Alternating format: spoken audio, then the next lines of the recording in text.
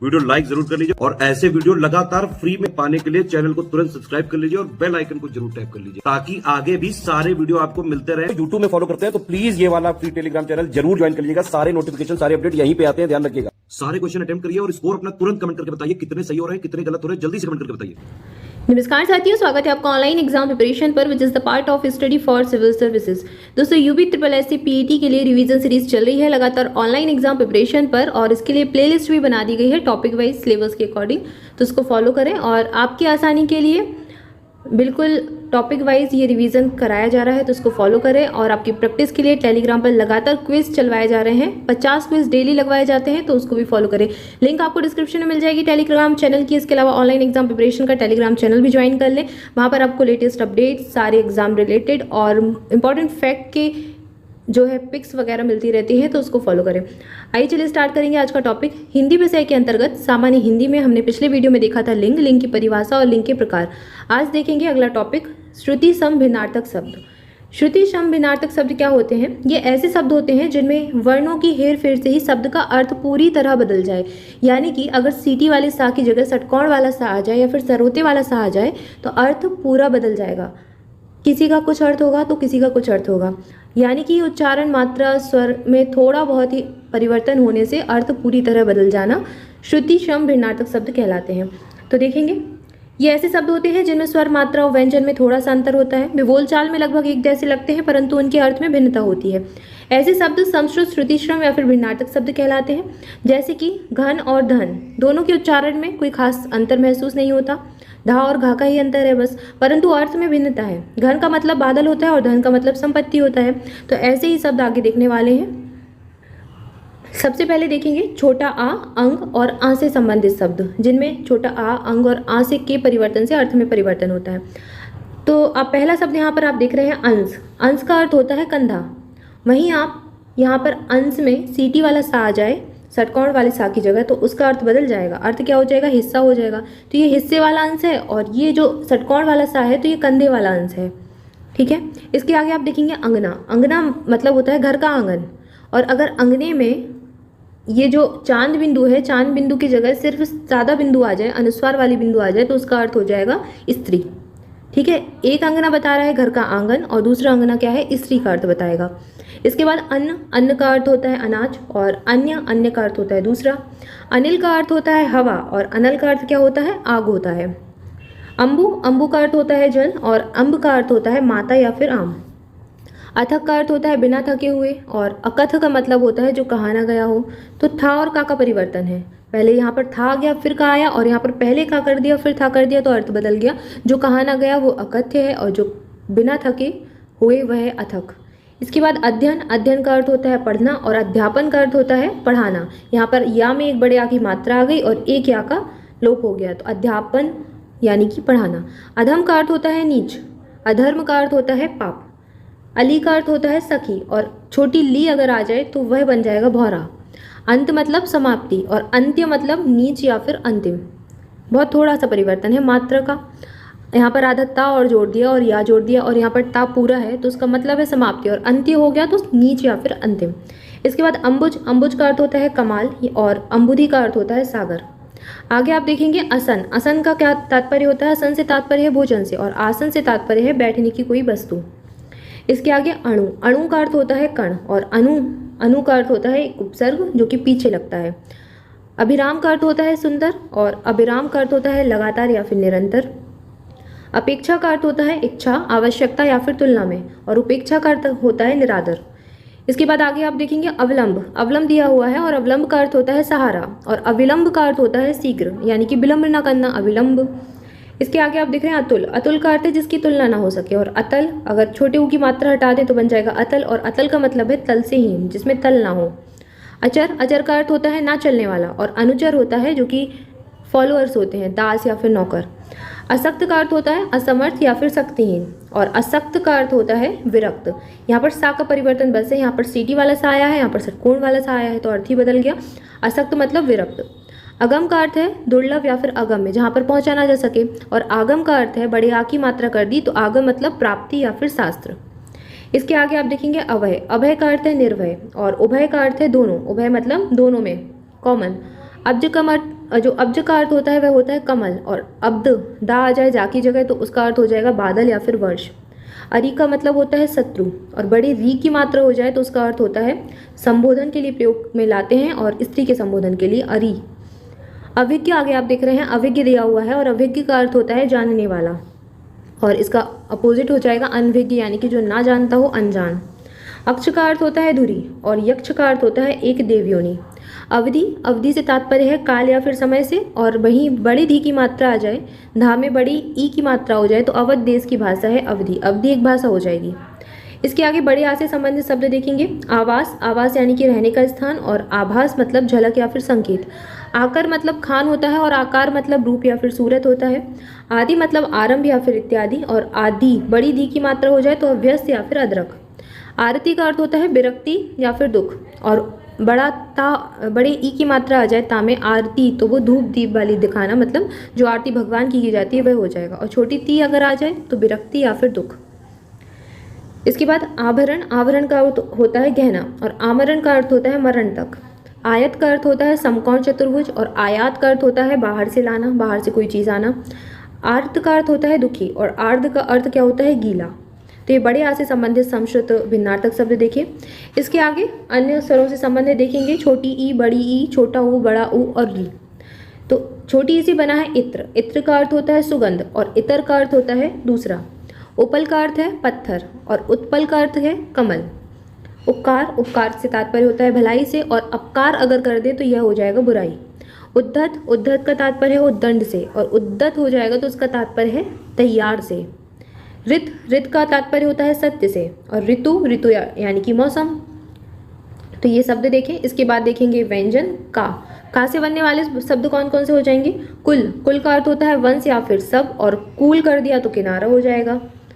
कंगाल का अर्थ होता है भिखारी, और कंकाल का अर्थ होता है ठठरी। कर्म का अर्थ होता है काम, और क्रम का अर्थ होता है सिलसिला। कृपण का अर्थ होता है कंजूस, और कृपाण का अर्थ होता है कटार। कर, कर यानी कि हाथ, और कारा मतलब जेल। कर, कारा, यहाँ पर मात्राओं की वृद्धि हुई है, बड़े आ की मात्रा जोड़ दी का और रा में, तो उसका अर्थ क्या हो गया जेल। कपि, छोटी पी आए तो बंदर, और बड़ी पी आ जाए तो उसका अर्थ होता है गिरनी। इसके बाद किला, किला का अर्थ होता है गढ़, और कीला कर दिया तो उसका अर्थ होता है खूटा या फिर गढ़ा हुआ। कृति, कृति मतलब कोई रचना, किसी की रचना कृति कही जाती है, और क्रा में बड़ी ती की मात्रा लगा दे, क्र और ती, बड़ी ता में बड़ी ई की मात्रा, तो उसका अर्थ होता है यश से। इसके आगे आप देखेंगे कांति, कांति का मतलब होता है चमक या फिर चांदनी, और कली का अर्थ होता है अतकेला फूल, और ला में छोटी ई की मात्रा आ जाए कली, उसका अर्थ होता है कलयुग। करण का अर्थ होता है एक कारक या फिर इंद्रियां, और कर्ण का अर्थ होता है काम या फिर एक नाम। कर्ण का अर्थ कान से है। कुंडल, कुंडल यानी कि कान का एक आभूषण, और कुंतल, कुंतल सिर के बाल होते हैं। कपीस, कपीस हनुमान या फिर सुग्रीव को कहा जाता है, और कपिस हो जाएगा मटमैला। कूट का तात्पर्य है पहाड़ की चोटी या फिर दप्ती से, और कुट का तात्पर्य है किला या फिर घर से। करकट यानी कि कूड़ा, कूड़े को बोलते हैं करकट, और यहाँ पर इसका भिन्नार्थक दिया गया है। संस्कृत सर जो शब्द है करकट, अगर ये रकार ऊपर लगा दें तो उसका अर्थ होता है केकड़ा। कृषाणु, कृषाणु का अर्थ आग होता है, और कृषाण का अर्थ किसान होता है। कटीली यानी कि तीक्ष या फिर धारदार, और यहाँ पर आप कटीली देखेंगे तो ये कांटेदार हो जाएगी। एक कटीली का अर्थ हो रहा है तीक्ष या फिर धारदार, और एक कटीली का अर्थ हो रहा है सिर्फ चांद बिंदु आगे लगा दिया का के ऊपर चांद बिंदु, तो उसका अर्थ क्या हो जाएगा कांटेदार। कोश, कोश का अर्थ होता है खजाना, अगर षटकोण वाला सा आ जाए तो उसका अर्थ क्या होगा खजाना, और अगर सीटी वाला सा आ जाए तो उसका अर्थ होगा शब्द संग्रह या फिर डिक्शनरी। तो एक का से बनने वाले शब्द देखिए। इसके आगे देखेंगे खा और गा से बनने वाले शब्द। खोआ, खोआ का अर्थ होता है दूध का बना ठोस पदार्थ, खोआ जिससे मिठाइयाँ बनती हैं। और खोया, खोया का अर्थ होता है भूल गया या फिर खो गया। तो खोया, अगर या आ जाए तो भूलना या फिर खोने वाली वस्तु के लिए खोया प्रयोग करते हैं, और खो आ होता है जिससे मिठाइयाँ बनती हैं, दूध से बनने वाला खोआ। इसके बाद गण, गण का अर्थ होता है समूह, और गण्य का अर्थ होता है गिनने योग्य। गुड़, गुड़ का अर्थ होता है शक्कर, और गुड़ का मतलब होता है गंभीर।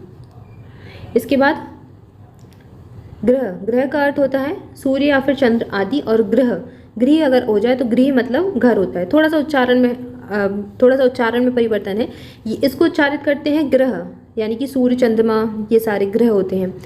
चंद्रमा तो उपग्रह है, लेकिन ग्रह है सूर्य, तो इसको बोलेंगे ग्रह। और यहाँ पर गृह बोलेंगे इसको, गृह, गृह मतलब घर। तो गुड़ देखा और खोआ खोया ये सारे देखे, खा और गा से बनने वाले शब्द। इसके आगे चा छा और जा के शब्द देखेंगे।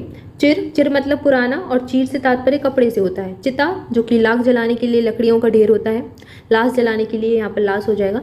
चीता, चीता बाघ की एक जाति है, अभी चीते आए भी हैं भारत में। चूर, चूर का अर्थ होता है कण या फिर चूर्ण, और चूड़ का अर्थ होता है चोटी या फिर सिर।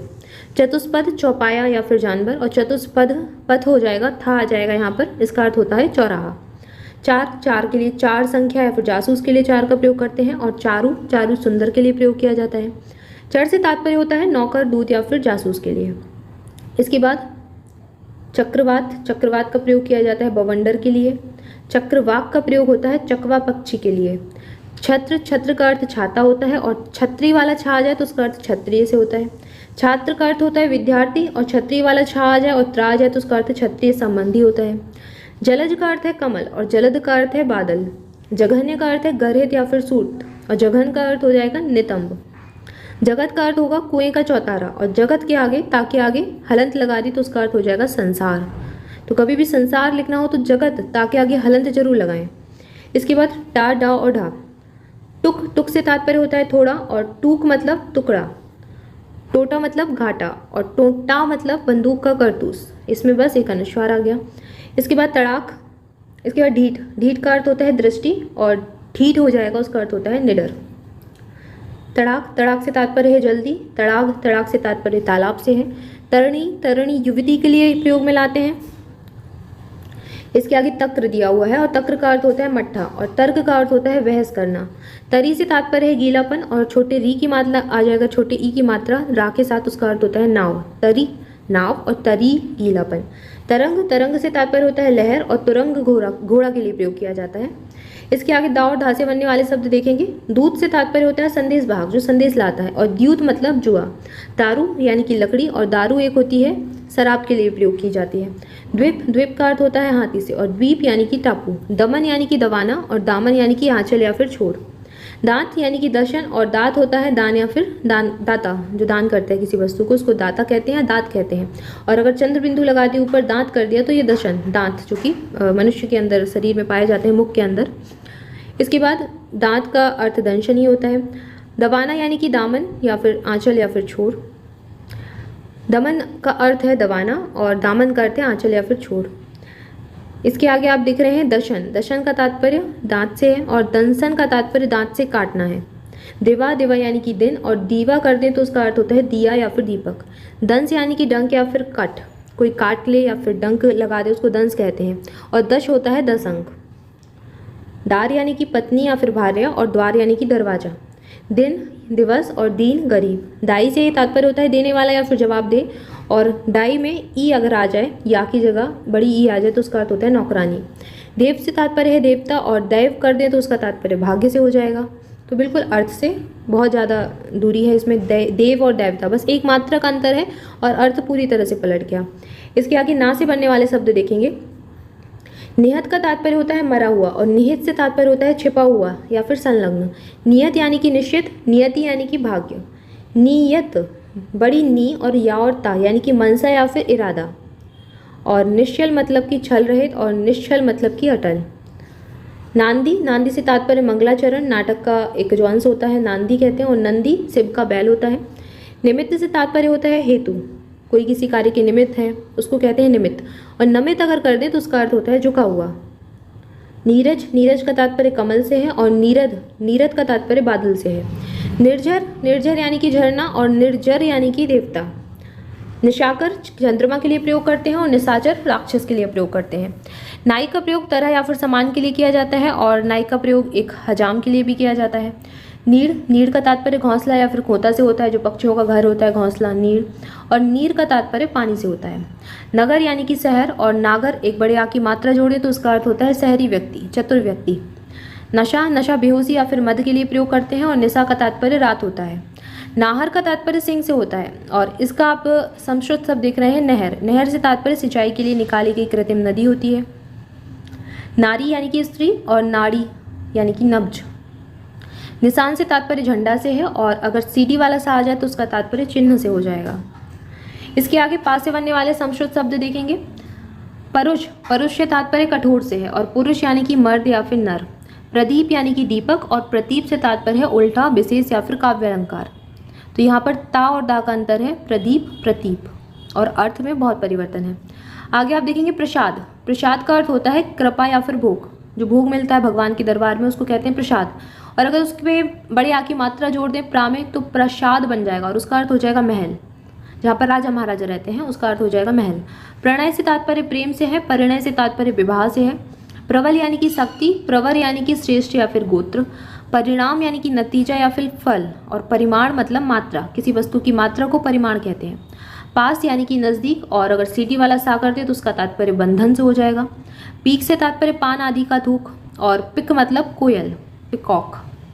प्रकार, बड़ा पाक कर दें, बड़ा प्रा, बड़े आ की मात्रा जोड़ दें प्रा में, प्रकार, उसका अर्थ होगा घेरा या फिर चार दीवारी। जो यूज़ करते हैं ना ज्योमेट्री में प्रकार, उसको प्रकार कहते हैं। घेरा बनाने के लिए, गोल गोल सर्कल बनाने के लिए उसको प्रकार बोलते हैं। और जो छोटे आ की मात्रा वाला होता है प्रकार, उसको किस्म या फिर तरह के लिए प्रयोग करते हैं, जैसे कि यह कितने प्रकार का है, तो ये प्रकार है। परिताप का अर्थ होता है दुख या फिर संताप, और प्रताप का अर्थ होता है ऐश्वर्य या फिर पराक्रम। इसके आगे आप देख रहे हैं पति। पति का तात्पर्य होता है स्वामी से। पद का तात्पर्य होता है सम्मान या सतीत्व से। पांसु का अर्थ होता है धूली या फिर वाल से, और पशु यानी कि जानवर। परीक्षा से तात्पर्य है इम्तिहान, और परीक्षा छोटी री कर दी तो उसका तात्पर्य कीचड़ से हो जाएगा। इसके बाद प्रतिषेध है। प्रतिषेध से तात्पर्य निषेध या फिर मनाही, और प्रतिशोध यानी कि बदला लेना। आगे आप देख रहे हैं पूर्व। पूर्व का तात्पर्य होता है बाढ़ या फिर आधिक्य से, और इसका संस्कृत भिन्नार्थक शब्द है पूर्व। छोटी ऊ की मात्रा, उसका अर्थ होता है नगर।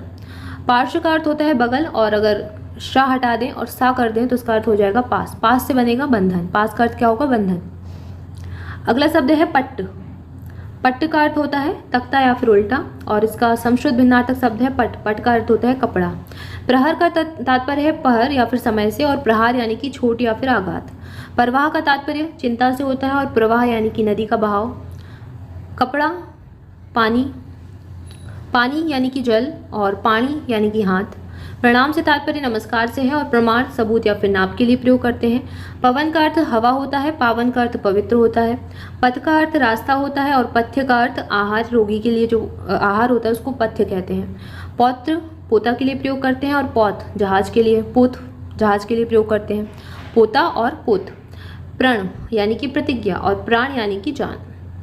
इसके आगे फा से बनने वाले शब्द हैं। फुट यानी कि अकेला या फिर इकहरा, और फूट यानी कि खरबूजा जाति का फल। फण सांप का फण होता है, और फन काला या फिर कारीगर के लिए प्रयोग करते हैं। इसके आगे अगले शब्द देखेंगे बा से बनने वाले शब्द। बलि, बलि बलिदान के लिए प्रयोग करते हैं, और अगर ला में बड़ी ई की मात्रा कर दें बलि, उसको वीर की बलि कहते हैं, वो बलि हो जाएगा। इसके आगे बास है। बास का अर्थ होता है महक या फिर गंध, और बास अगर ये वन वाला वा आ जाए तो उसको कहते हैं निवास। वहन, बहन भगनी के लिए प्रयोग करता है, और अगर वन वाला बा आ जाए तो उसके लिए ढोना हो जाएगा। वहन यानी कि ढोना, किसी चीज़ का वहन करना। और बहन, बहन भगनी या फिर सिस्टर के लिए प्रयोग किया जाता है। अब यहाँ पर बा में ही परिवर्तन है, यानी कि एक बकरी वाला वा और एक वन वाला वा। तो वल, वल का प्रयोग तात्पर्य से है, और बल का प्रयोग मेघ से भी होता है। बंदी, बंदी यानी कैदी, और वंदी यानी भाट या फिर चारण। बात का अर्थ वचन से है, और बात का अर्थ यहाँ पर हवा से भी है।